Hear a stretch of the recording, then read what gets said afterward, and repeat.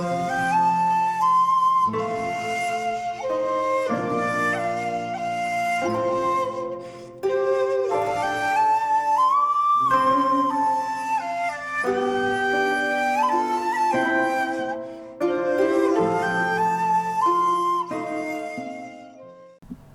there, this is Solitary Ronin from Solitary Ronin Films, and welcome to another episode of Double Take. Today's Double Take, I'm going to talk about a couple of films by this chap here. He is known as Sogo Ishii, but now he is known as Gakuryu Ishii. There are quite a lot of Ishiis going about. Third Window is going to be releasing some films by Katsuhito Ishii, and obviously Arrow have released quite a few Teruo Ishii films. But this is Gakuryu Ishii, also known as Sogo Ishii. That's cleared up. So I'm going to talk about Electric Dragon 80,000 Volts by Sogo Ishii and Punk Samurai by Gakuryu Ishii. Both Third Window releases, as I say. Now, there is a narrative that quite a lot of Japanese films are a bit strange. I don't know where people get that idea from. They're a little bit wacky at times. Obviously, a lot of them are based on manga and anime, which can be a little bit madcap. Punk Samurai was based on an unfilmable book, and Cronenberg wasn't available to do it, obviously, so Ishii did it. But we'll talk about Electric Dragon 80,000 Volts first. Starring Asano Tadanobu and Nagase Masatoshi, who was in Midnight Train by Jarmusch, amongst lots of other things. Most terrible time in my life. This is black and white.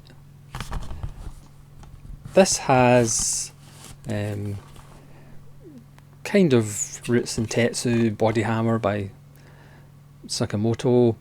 It's only 55 minutes long, so just be wary of that if you're buying it full price. But the thing is, it's actually so worth it, even though it's only 55 minutes, because if it was an hour and a half, it would probably do your head in. Again, I can't really go into the plot that much. It's about a young boy, played by Asano, who gets shock treatment as a child for his aggressive behaviour. He grows up, becomes a boxer. He has this amazing power punch. He's known as Dragon Eye Morrison because he is a lizard detective. He looks for missing lizards. Again, I don't know why people have this idea that Japanese cinema is a bit weird. And he meets a character, Thunderbolt Buddha, played by Nagase, and they have a massive fight on the rooftops of Tokyo to prove who is the most powerful. Electric Dragon 80,000 Volts. Of course it is. It's so much fun, a lot of energy, kinetic, camera work, wonderful performances. I mean, who doesn't love Asano? I'll have to do a 6 of the best for Asano, because he does take on some fantastic roles.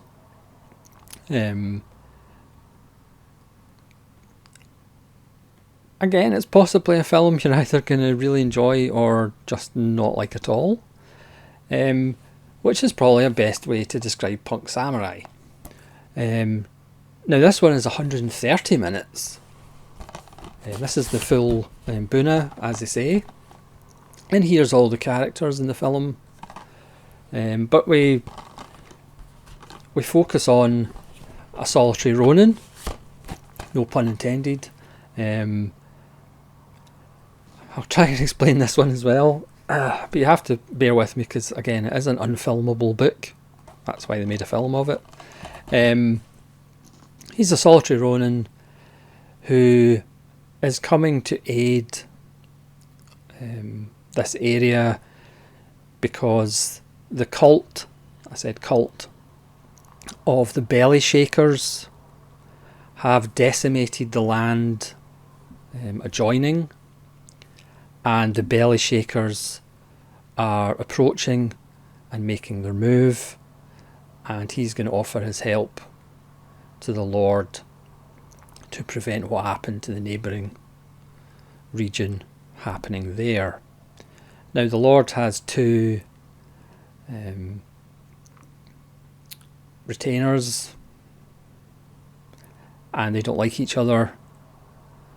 There's a rivalry.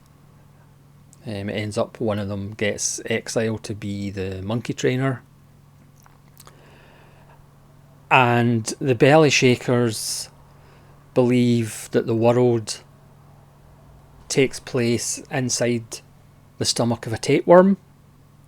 So they have a circular motif on their bellies, and they need to spew to make the tapeworm spew out the universe into the real world. I'm trying my best here. So if you too believe that this universe is actually inside the belly of a tapeworm, then you'll probably fit in with the belly shakers, and they do just shake their bellies a lot. However, that's perhaps not necessarily the truth, but that's where I'm going to stop explaining the plot, apart from anything else, because my tiny mind probably can't handle explaining the rest to you. But a lot of the joy in this film is actually just watching it for the first time and taking it all in. It's a very colourful film. It has a wonderful musical score. It does threaten to go off the rails on several occasions, but somehow, like a roller coaster that's been put on its side, it's still got one wheel on the rail and somehow manages to right itself.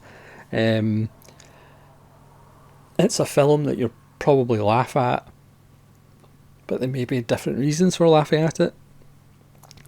As I said about Electric Dragon 80,000 volts, you're probably either going to love it or absolutely hate it. Ishii's also done Crazy Thunder Road and Burst City, and of course after watching these two I've ended up going down his rabbit hole, so to speak. So I think I've bought about four more of his films. It's like, it happens like that.